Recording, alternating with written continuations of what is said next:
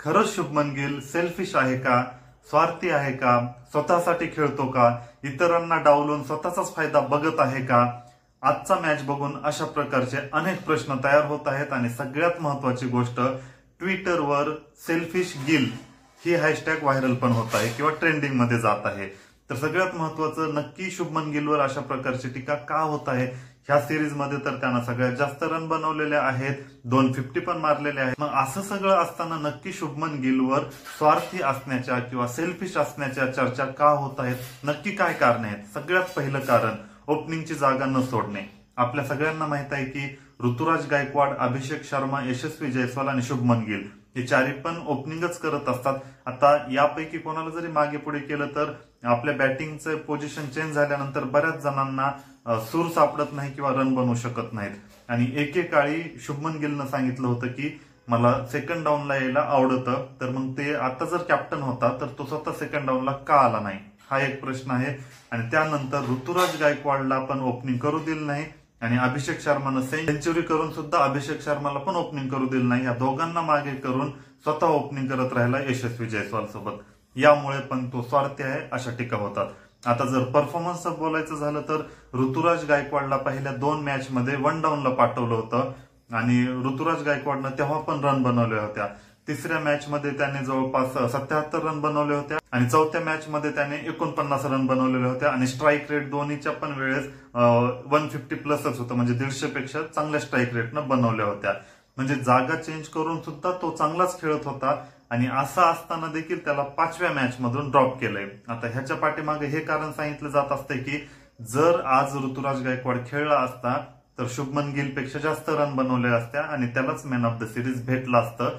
आणि man of the series भेटल्यानंतर चर्चा त्याच प्लेअरची होत असते, मीडियामध्ये अटेन्शन त्यालाच भेटत असतं आणि हीच गोष्ट कुठेतरी किंवा ह्याच गोष्टीचा कुठेतरी शुभमन गिलनं विचार केला आणि त्याच कारणामुळे आज 5व्या मॅचला ऋतुराज गायकवाडला ड्रॉप केलंय असं पण बोललं जातंय।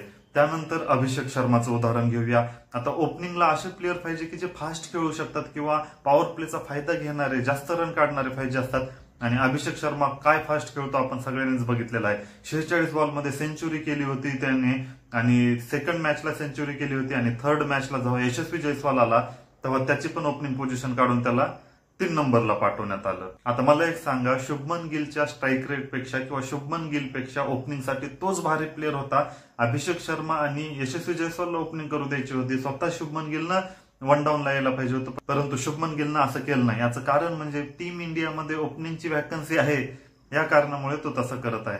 मग ह्या सगळ्या गोष्टी बघून असं वाटतं की खरंच शुभमन गिल एवढा सेल्फिश आहे का किंवा फक्त स्वतःसाठीच खेळतो का, त्याला टीमशी काहीच घेणं देणं नाही का? ह्या सिरीजमध्ये खूप अशा प्रकारचे प्रश्न तयार झालेले आहेत आणि विशेष म्हणजे ऋतुराज गायकवाडचा फॉर्म, यशस्वी जयस्वालचा फॉर्म आणि अभिषेक शर्माचा फॉर्म बघता असं वाटतंय की शुभमन गिलच सगळ्यात कमजोर आहे आणि स्ट्राईक रेटचा जर विचार केला तर या तिघांपेक्षा सगळ्यात कमी स्ट्राईक रेट शुभमन गिलचा आहे। आता झुंबांबे सोबत तर त्याला कॅप्टन बनवलेलं आहे, परंतु पुढच्या सिरीज मध्ये ते राहील का नाही ह्याची सुद्धा गॅरंटी नाही। म्हणजे एवढा इन्सिक्युअर शुभमन गिल झालेला आहे आणि याच कारणामुळे तो अशा प्रकारचं बिहेव करत आहे। पुन्हा सोबतच आता ट्विटरवर ही पण हॅशटॅग ट्रेंड होते की शुभमन गिल हा इंडियाचा बाबर आझम झालेला आहे। बाबर आझमलावर का टीका होत्या? कारण तो T20 मध्ये पण टुकटुक खेळत असतो, शुभमन गिल पण तसाच खेळाला आहे।